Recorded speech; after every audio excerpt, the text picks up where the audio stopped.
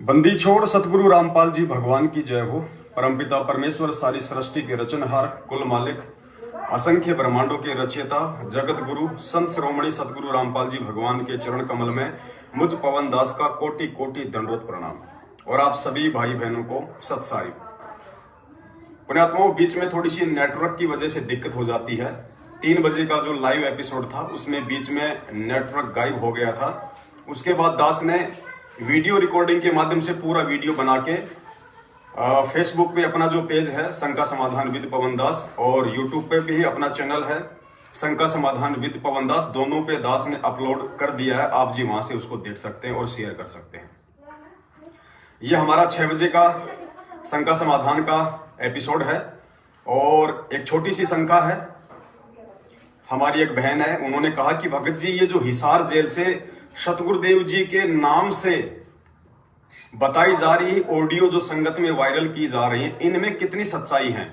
इनको हम सही माने या हम गलत माने? क्योंकि हम तो गुरुदेव से 2014 बरवाला कांड के बाद में जुड़े हैं, तो हम इन ऑडियो को सही माने या गलत माने, इसके विषय में थोड़ा सा हमारा मार्गदर्शन कीजिए ज्ञान आधार से।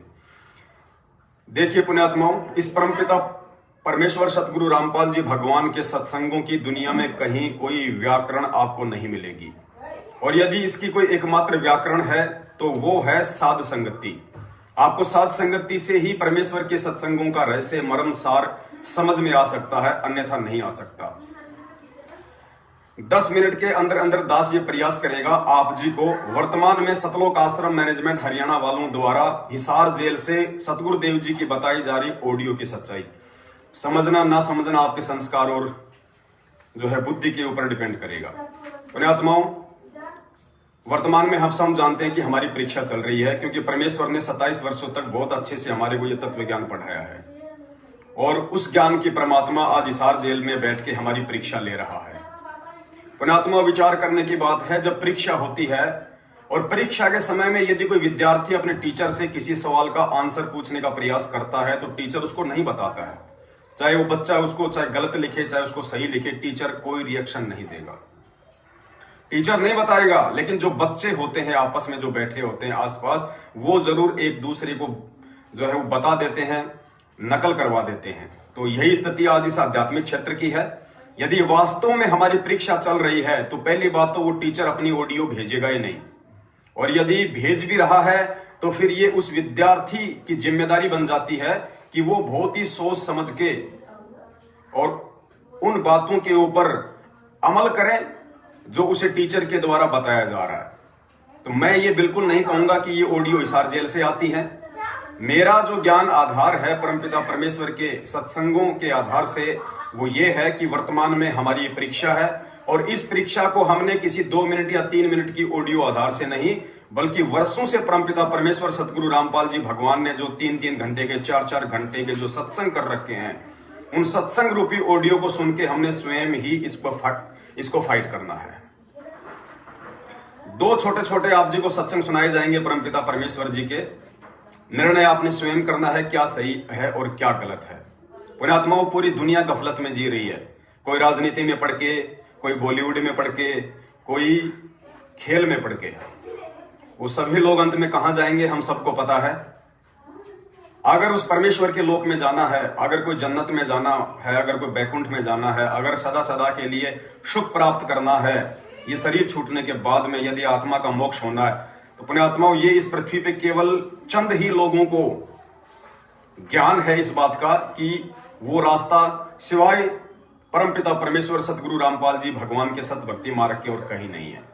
आज हमें जो बड़े बड़े लोग दिखाई दे रहे हैं, बड़े बड़े जो व्यापारी हैं, बिजनेसमैन हैं, अभिनेता हैं, नेता हैं, आज वर्तमान में वो अपनी प्रभुता कायम किए हुए हैं। लेकिन पुण्यात्माओं, वो तो भक्ति मार्ग की दृष्टि से अगर देखा जाए तो सबसे निर्धन, सबसे गरीब व्यक्ति हैं। अंत में उनके साथ क्या बनेगा जग जाहिर है।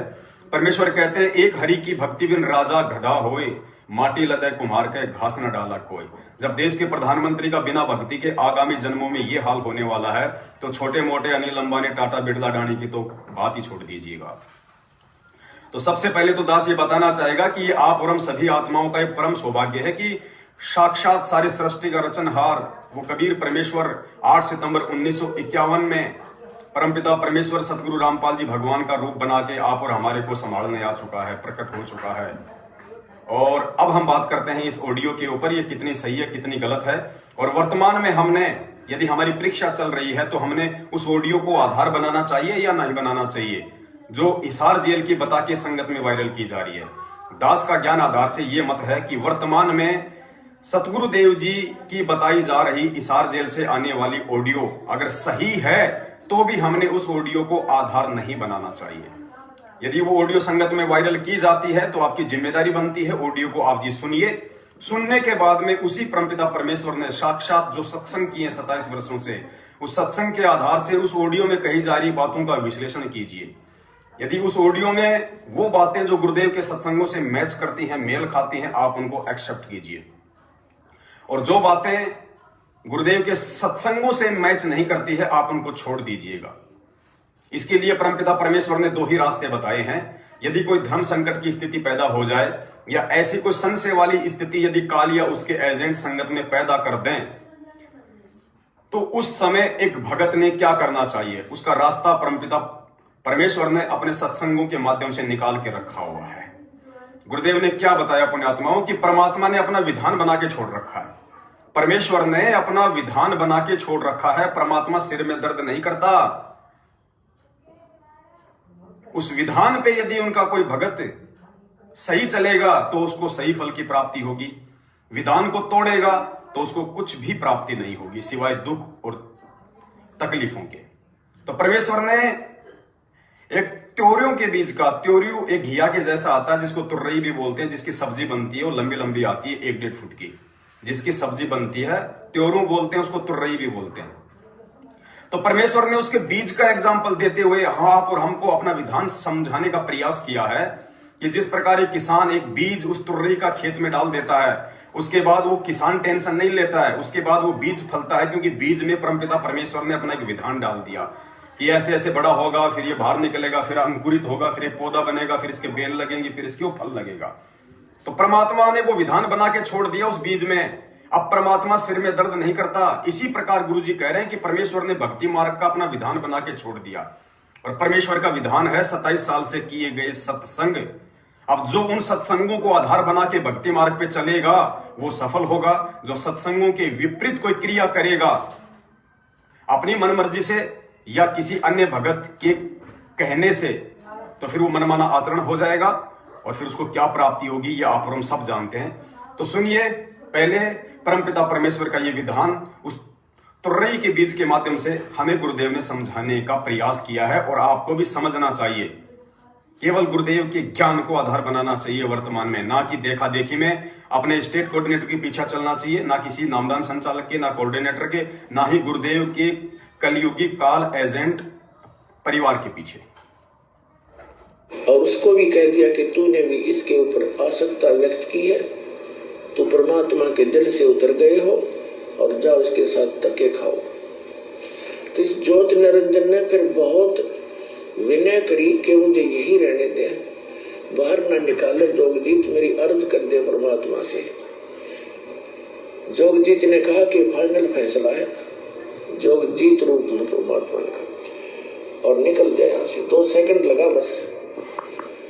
इतने में इतना ही कहना था, ये 21 ब्रह्मांड विमान की तरह खिसक पड़े वहां से। तो जिसके एक वचन पर सारे ब्रह्मांड चल रहे हैं, कबीर परमात्मा के, सतपुरुष के, पूरे एक वचन से कि जाओ ऐसे ऐसे करो, ऐसे सब पदार्थों में गुण एक वचन से भर दिए, और वो अपनी क्रिया उस परमात्मा के वचन से कर रहे हैं। अब जैसे एक तोरी का बीज कैसा होता है, और उसको बीज देते हैं और उसमें क्या बन जाता है, फिर आगे क्या लगते, क्या ये जादू नहीं? ये ब्रह्मांड ऐसे ही बनाए परमात्मा ने, उसके वचन से ये सब पदार्थ कार्य कर रहे हैं, उनमें गुण भर दिए परमात्मा ने कि ऐसे से ऐसे तुम ऐसा होगा, ऐसा ही हो रहा है। हमारा माँ के पेट में शरीर बनता है, एक पानी की बूंद तो अंदर फैक्ट्री लगा रखी है, उस मालिक का आदेश ऐसे होगा। अरे देखो क्या बने हैं, कैसे सुंदर, कितने कितने मोड़, कहाँ कहाँ इसमें हार्ड नारे, चाम अलग से, रक्त अलग से, सब मलमूत्र की कोथड़ी न्यारी न्यारी,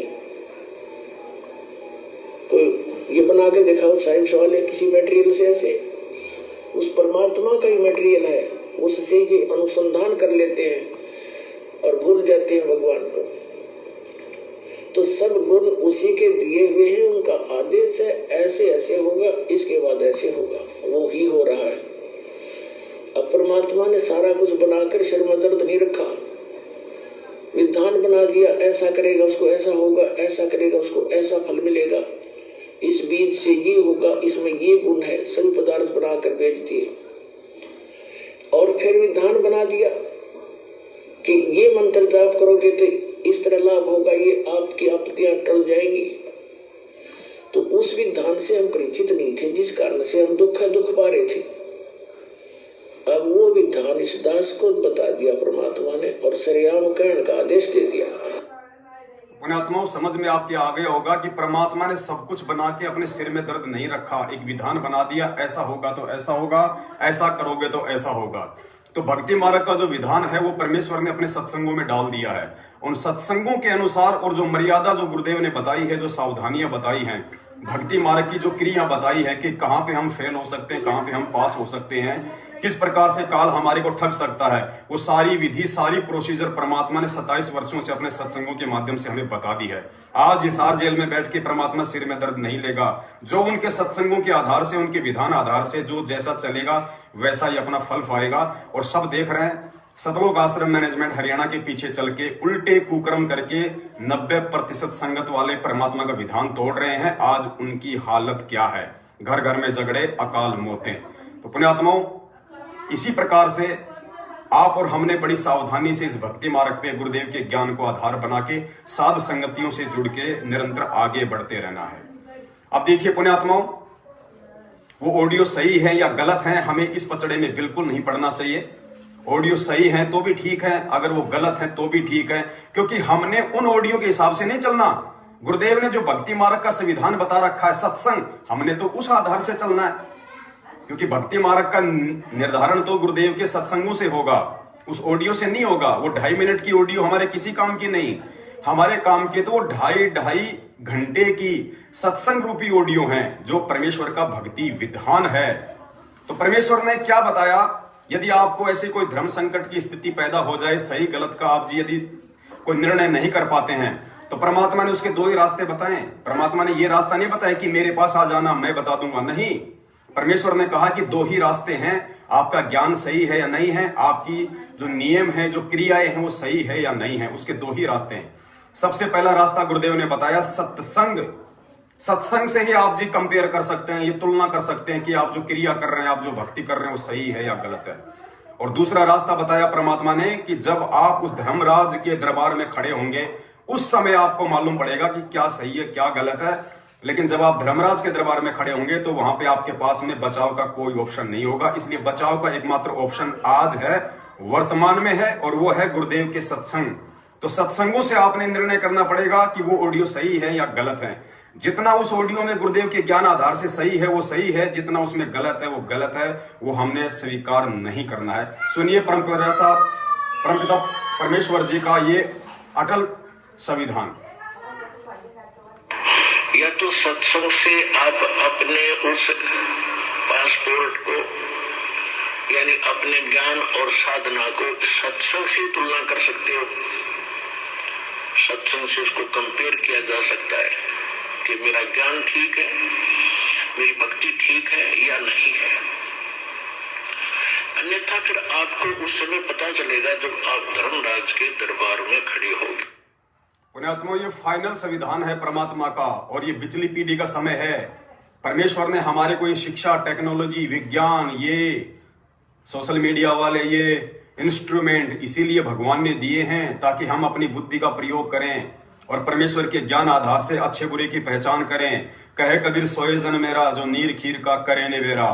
मूर्खता में, देखा देखी में, भेड़ चाल में चलने वाला भगत चाहे देश का प्रधानमंत्री क्यों ना हो, कभी भी भक्ति मार्ग पे सफल नहीं होगा। और पुण्यात्माओं, कहीं आप ये सोच रहे हैं कि वो फला भगत तो टीचर है, फला भगत तो वकील है, फला भगत तो इनकम टैक्स में ऑफिसर है, पुण्यात्माओं, गुरुदेव ने एक बार सत्संग में बताया था कि बच्चों, यहाँ का पीएचडी का ज्ञान समझना बहुत आसान है, लेकिन परम पिता परमेश्वर जी का ये तत्व ज्ञान समझना टेढ़ी खीर है। ये तो उसी आत्मा के समझ में आ सकती है जिसके पिछले भक्ति संस्कार मजबूत हों और वर्तमान में सतगुरुदेव जी का विशेष आशीर्वाद हो। वरना परमात्मा कहते हैं, सब सुमरे अपने अनुमाना तो गति लखी न जाए, कहे कबीर कृपया कर जन पर ज्यों की तो समझाए। जिसपे वो कबीर परमेश्वर अर्थात पूज्य गुरुदेव भगवान दया करेंगे, वही इन बातों को समझ सकता है और आगे किसी को समझा सकता है। तो किसी ऐसे भगत भाई बहन के चक्करों में ना पड़ना जो सतलोक आश्रम मैनेजमेंट हरियाणा के पीछे लग के अपने भी वो कर्म फोड़ रहा है और उसके पीछे लग के कि ये तो बहुत बड़ा ऑफिसर है, बहुत बड़ा अधिकारी है, इसकी तो लाखों रुपए सैलरी है। पुण्यात्माओं, वो भगत आगे जाके खुद भी वो गधा बनेगा और उसके पीछे चलने वाले आप मंदबुद्धि लोग भी गधे और गधियां ही बनोगे। इसमें कोई संशय नहीं है, क्योंकि विधान परमात्मा ने घिया के बीच का देके आपको समझा दिया गया है कि परमेश्वर ने अपना विधान बना के छोड़ दिया, वो सिर में दर्द नहीं रखता।